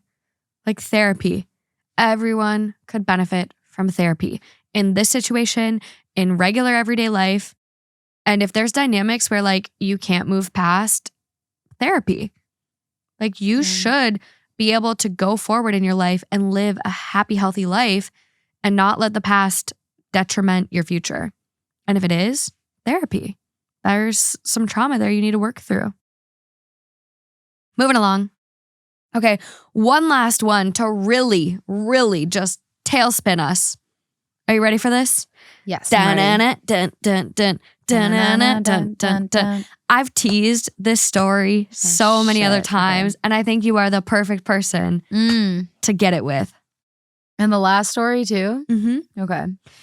I traveled to a foreign country to get pregnant by a complete stranger with no strings attached. Why is this for me? I consider it the best decision I ever made. Honestly, this is something I would do. What? It is. Let's get into it. 7 years ago, when I was 24 years old, I decided I wanted to have a child while I was still relatively young and energetic. I had a college degree, made $90,000 a year as a marketing analyst, and had been investing in the stock market since high school, so I knew I could afford to take care of my kid. The problem was that I didn't really want to be with a guy. I'd tried the dating thing, but nothing clicked, and besides, I was always too busy to invest in a relationship. At the same time, I wanted a child, someone I would love forever and who would love me forever, and I didn't want to wait until my biological clock started ticking alarmingly. I considered going to a sperm bank. I could afford it, but I've always hated medical environments and thought it would be creepy to have a child with a faceless man. I thought about getting naturally inseminated by a guy I met online, but I didn't want to deal with child custody issues. Finally, I decided that since I'd already planned a 3-week working vacation to a foreign country, I won't say which one for privacy reasons, I might as well try to kill 2 birds with 1 stone. Long story short, after asking around and paying some people, I found this guy who was willing to sleep with me every night for 3 weeks. Since this country has a low cost of living, he was willing to, quote, do the deed for a few $100s. He spoke okay English and wore a white button-down shirt. So I think he was a college student who wanted some extra spending money. I didn't really expect it to work, but 2 weeks after I got back, I missed my period and discovered that I was pregnant. Yay. Your face. Your fucking face. Okay. Yeah. The rest of my pregnancy went really well. My mom was a little shocked at first, but she moved in with me after she got used to the idea of becoming a grandma before the age of 50. My dad ditched my mom when I was a baby, so fuck him. I switched to working from home 6 months into my pregnancy and was even promoted a few months after I gave birth. Having a marketable, pun intended, degree is a great investment, kids. My son is now 6 years old and the happiest little boy I know. He has a mother and a grandmother who love him to pieces and can give him a good life. When COVID hit and his school went remote, my mom was able to make sure he kept up with his learning. Support systems are so important, everyone. Sometimes you shouldn't be afraid to take the road less traveled. I'm over 30 and haven't met any guy that I want to date, much less settle down with. But I have a son who I'll love forever and who will forever love me. I'm even thinking of going back to that country to give him a sibling. Everyone still thinks that I got knocked up by accident, a youthful mistake while on vacation type of deal. Only I know the truth. My son is not some unfortunate mistake. He's a deliberate miracle. So many of my female friends are hitting their 30s and scrambling to find a guy and or get pregnant, but I've been coasting along happy as a clam. What was her question? I don't think there was one. This was just an off my chest post. Okay. I should have prefaced this. This is an off my chest post. No advice needed. Still want to do it? Still consider it? That's not what I meant. I just meant like I could see myself if I didn't have a partner and I wanted to have a baby, I could see myself doing like either getting knocked up by somebody or like insemination or like something like that if I wanted to have a child and I didn't have a man. Yeah, you know? well, and becoming a parent is very much so like a priority for you. Yeah. Yeah. But I think you do it the right way. Like, I wanted to chime in and be like, Lauren, like, there's sperm banks for this. Sperm banks with sperm that is willingly given and has been genetically tested and like, I mean, I guess she did it affordably. Doesn't it feel like predatory wrong. though? It feels very wrong. It feels predatory. Yeah, like I completely you agree. went to a poor country and and you asked around and paid other people money to find you someone that would fuck you? A college student? Maybe a college student. She's assuming with that one. Didn't she just say it was a student? That she said he wore a nice white button-down shirt, so she thinks he was a student. Yeah. No, that story, I didn't like that. That made me feel uncomfortable. Uncommon issues. Yeah. Who the fuck else would do this? And who would admit to it? So I don't like it. Like if she were to actually just, if she were just like go to a foreign country and be like, I'm just gonna have sex with people because I want to have a baby. Like, but this feels so weird that she was paying somebody who she thinks was a student to have sex with her every single night to have a baby. That feels so weird. And then go back to the States. She's from the States, right? It sounds like it. And I get if you want a Mamma Mia moment. I mean, Mamma Mia exists. Like, it's a very popular. I never watched Mamma Mia. Are you fucking kidding me? I've seen like the end. I saw that she had like 3 potential dads. That is a crime. Like at the end. Meryl Streep? Yeah, true. Amanda? It's fucked up. Seafred? Whatever it is, yeah. I know. Pierce Brosnan? I know. Colin Firth? I know. Skarsgård? I saw the, like, when they all came together and they all were, like, wondering if they were her dad. Mamma Mia. It's like a... Yeah. Oh, my God. What the... I know. But, yeah. It's a crime. Okay, movie night. Movie night coming. Wait. Didn't we go to a movie in the park that played Mamma Mia? No, not with me. God. Okay, well, movie night coming soon. But, like, I get, like, living your life and just... I don't know. Like, I can't imagine this because, like, anytime I have sex, I've been very precautious. But there's some people that just raw dog it. They just love casual sex and they love raw dogging it. Do you think the guy knew that she was trying to have a baby or just have sex? Yeah. No, okay. I think he knew. And he's like... I think it was, like, very much so discussed because people went and found him and said, hey, this woman will pay you for sex. He came over every day of the week. Like, this is... prostitution, but like this is not like happy prostitution where you wear a condom and this is very predatory and like she really took advantage of a poor individual. Yeah. Like, I don't know, dude. This is weird. Also the comment too where it's like, he'll love me forever. This feels very much like enmeshment. Yeah, I thought that too.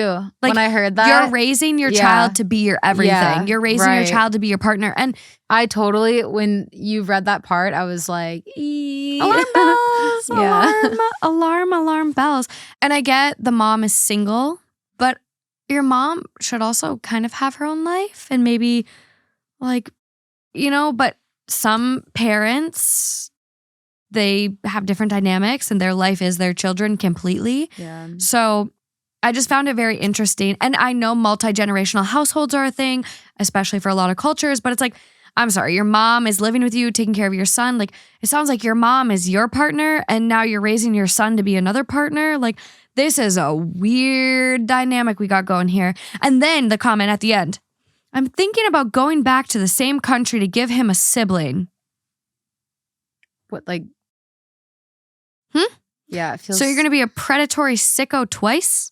Also, what happens when your kid grows up and does 23andMe or Ancestry DNA kit and finds out that their dad is this or they have siblings here? Like, you don't think your kid's going to have trauma of finding out, like, hey, my mom went to a third world developing country and paid someone to fuck her for 3 weeks?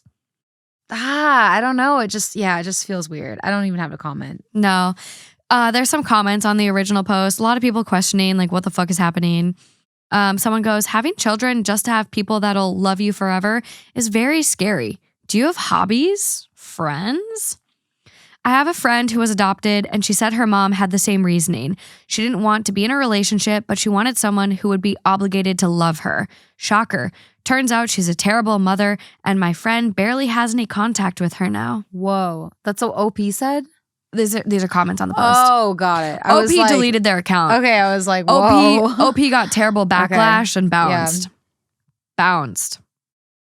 Someone goes, I got pregnant for pretty much the same reasons as the OP. The problem was I was fresh out of high school, crappy part-time job, and severe depression. I wasn't a good mom, and my daughter has gone down the same road as me. We love each other, but my fairy tale ideas about being a mom were shattered. I love being a grandma, though.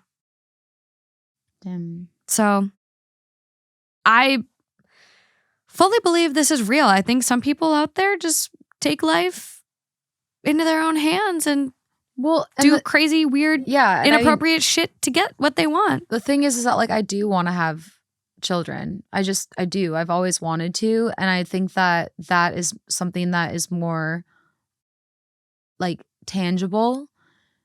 Like I can choose to have children. Whereas like, I mean, I guess technically I could choose to be married to a man, but like for me, I'm like choosing to be in love is harder. You want a family. I want a family. That's what I want. I want to be in love with somebody and then I want to have a family with them. But I'm just saying that like it's hard to find someone that you are truly fully head over heels in love with, that you can partner with, that you can like be on the same page, that you can be compatible with, and then have a family. Like it's less predictable. So I can understand how somebody because that's something where I thought like if I can't find somebody that I'm in love with and want to have a family with, I still want to have kids. Like I do, I really do. And so, but it's like this story is just, it feels weird. It feels weird. But then I'm wondering, I'm like, is it weird though? Because at the same time, if you go to a sperm donor, it's like, well, everyone consented to that. And you probably only have to be like, what, like probably above 18 or something to give your sperm? Like what is the qualification? So then it's like, okay, well then where, like, is that predator? Like, I mean, I don't know. It feels weird regardless, but. Age 19 to 38, height of 5'8" or taller, currently attending or have graduated from a 2 or 4 year college, healthy, legally allowed to work in the U.S. Become a sperm donor, California cryobank. Yeah, so it's like pretty casual. So also their qualifications are very interesting. Yeah, that's interesting. I don't know. Healthy, that's it. Yeah. Wild. But yeah, I don't know. It's an interesting concept because I'm like, it feels weird and it feels off what she did. But then it's like, okay, well, is it that different from a sperm donor? From a sperm bank? Well, someone, no, it's a very hard conversation because someone in the comments goes, sperm banks are there for a reason. Exploiting someone in a developing country is horrifically predatory. You are no better than men who go to places like Thailand and buy girls. My aunt is Thai, and the stories she's told me make my skin crawl. Just because you are a woman who did this. Also, one day your son will ask about his father, and the fact he will never get the chance for that connection is incredibly sad. And that person kind of goes against himself where it's like, sperm banks are there for a reason, but your son will ask about his father and not having that connection is sad. And so it's like, you can't go to a sperm bank and do it right and then give your kid the connection to a father. Right. Like it doesn't, you don't get your cake and eat it too. Right. And there are a lot of donor conceived kids that are now coming out saying, this is bad. Like, I don't like that I'm a donor conceived kid. I don't like that I don't have a connection to my genetic, like, birth parents. Like, it's a very complex conversation that's just starting to come about. And it's also like, but I don't know. Like, I'm not a donor conceived kid, so I don't even know how to feel about it. And it's not my right to give comment on it. But, you know, it's like for someone like you that does want a kid and you're giving life to someone and you're giving them a good life and raising them the best you can. Like, well, that's why I wonder. Is that like, better than not existing? Right. And that's why I'm wondering, like, because it's just like, okay, well, that kid who's upset about that being a donor conceived kid wouldn't exist if everything didn't fall into place the way it did, you know? This is where we need a donor conceived person to come on and say, I hate the fact that I was donor conceived, or I appreciate that I'm here, or give their take. If you're listening and you're out there, head to the Instagram or the YouTube. But that's all I got for this episode. Yeah, that last story, I didn't even, that was really hard for me. This whole theme was like, how do you deal with these issues that are so uncommon and so messed up that you're like gasping for the thoughts? Yeah. Like, I feel like my brain was just deprived of oxygen. I can't even like think of a rational thought to come up with a take. Well, a lot of stories though have been something that have been really black and white. And you gave a lot of stories that were kind of like, okay. A lot of gray area. Yeah, there's some gray area and some, I don't know. So knowing all that you know, what would you call this episode? Don't give Lauren the mic episode. A lot of gray area. Moral debates are the worst to have. Or is uncommon issues just a solid choice? I think uncommon issues is a pretty good one. I really do. Cannot wait to hear what you guys think. And be sure to come back for part 2 of this series because this is only the beginning. And we had a story way, way back in the day called I Ruined My Mother's Life and I don't feel bad for it. And it was a story about a woman that her husband was fucking her mom their whole relationship. That's going to be on Patreon this month. Oh. So head over there. Who'd you do that with? It's going to be you, bitch. Oh, what? It's going to be you. Oh, what? It's going to be you. So keep joining us. I love you all. Thank you for being here. There's going to be a Patreon story from this theme over there. And just fair warning, I post things last minute late in the month. I will be better, but hey, as we learned at the beginning of this episode, life is a little rough for little me right now. So if I could just get a little grace. Yeah, that would be amazing. But I love you guys and thank you for being here. Thank you for supporting us. My life would be terrible without you all. I fully believe that. And I love you. I love you guys too. Until next time. Bye. Bye, guys.